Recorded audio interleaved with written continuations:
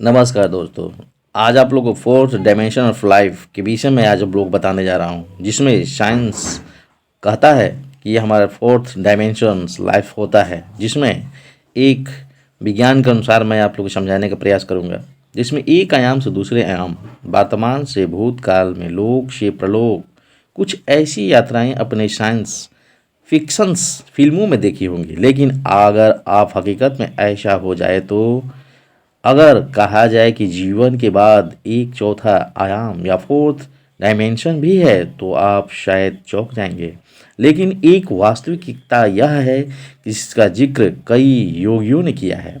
इस चौथे आयाम को समझने से पहले जानते हैं कि जीवन में तीन आयाम होते हैं, जिसमें भौतिक विज्ञान के नियमों के आधार पर मानते हैं तो लंबाई, चौड़ाई और ऊंचाई के तीन आयाम होते हैं। हम एक बार में केवल एक आयाम या ज़्यादा से ज़्यादा दो आयाम देख सकते हैं।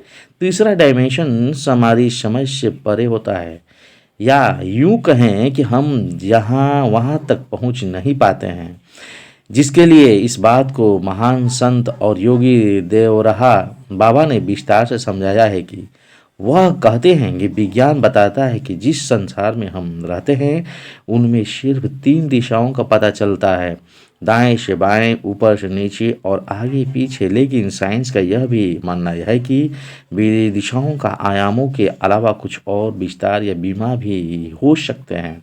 अपनी बात को समझाते हुए मैं आप लोग को योगीराज देवराहा बाबा कहते हैं कि विज्ञान में इस रहस्य को भी सुलझाने का प्रयास किया है कि वर्तमान, भूत और भविष्य क्या है।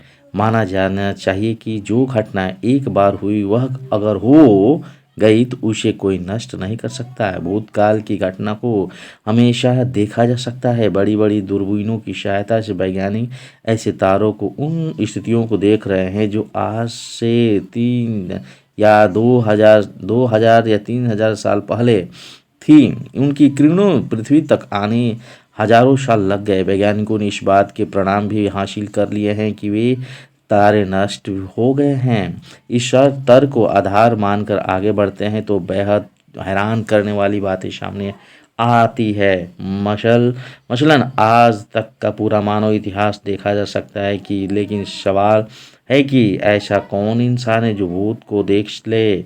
जवाब है योगी। इस योगी अपने अंतर्मन को मस्तिष्क से अलग कर उसे अचेतन से जोड़ता है और तीन आयाम वाले संसार का मनुष्य चार आयाम वाले संसार में प्रवेश पा सकता है। विज्ञान का मानना है कि यदि चार आयाम वाला कोई संसार है तो उसमें न सिर्फ मानवता का बल्कि पूरे विश्व का इतिहास देखा जा सकता है।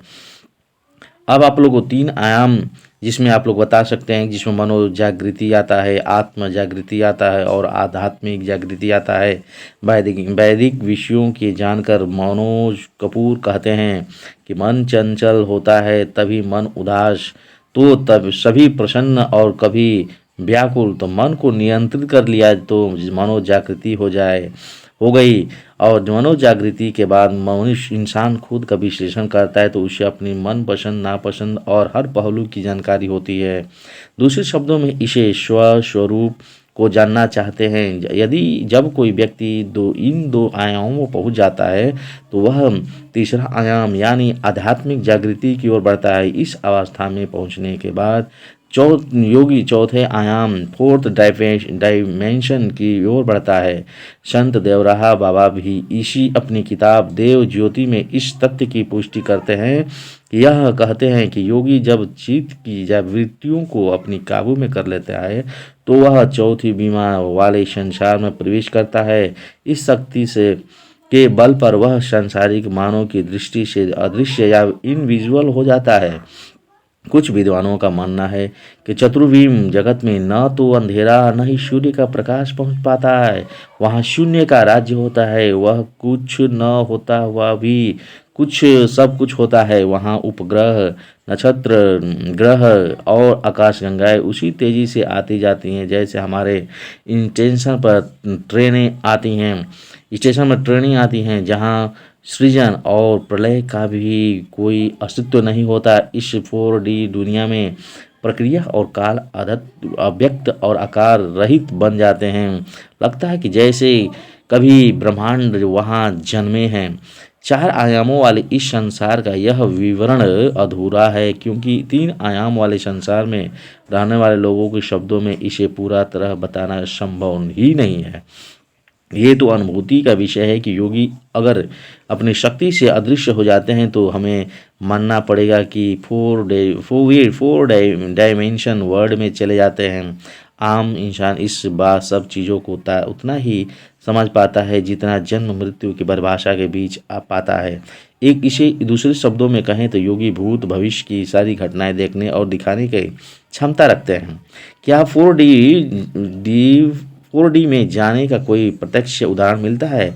चलिए मैं इसका वास्तविक एक प्रमाण बताता हूँ। एक वास्तविक घटना का जिक्र करते हुए देवराहा बाबा बताते हैं कि 70 के दशक में अमेरिका में एक शख्स ने अपने दोस्तों से कहा, अपने अधिक श्रेष्ठ जीवन हासिल कर लिया है, वह समाधि लगाने जा रहा है, तो आत्मा की अपने इस शरीर में दोबारा लौटने की कोई इच्छा नहीं है।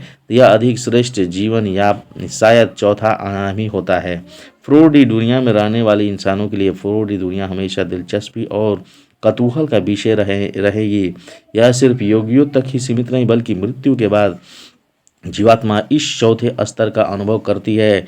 स्वामी विवेकानंद के गुरु भाई स्वामी अभेदानंद अपनी किताब मृत्यु के पार में लिखते हैं कि मृत्यु के बाद जीवात्मा इस संसार में छोड़ जिस असुर लोक में जाती है, वह चैतन्य लोक उस अन्य स्तर पर होती है। यह 3 डायमेंशन में रहते हैं, लेकिन चौथे डायमेंशन भी जो संसार विषय और इंद्रियों को समझ के बाहर है, वहाँ पृथ्वी या किसी ग्रह नक्षत्र की गति का कोई अस्तित्व नहीं, बल्कि बिना समझ हासिल किए उस स्तर की कल्पना भी नहीं की जा सकती है। इसे 4th डायमेंशन हम लोग कहते हैं।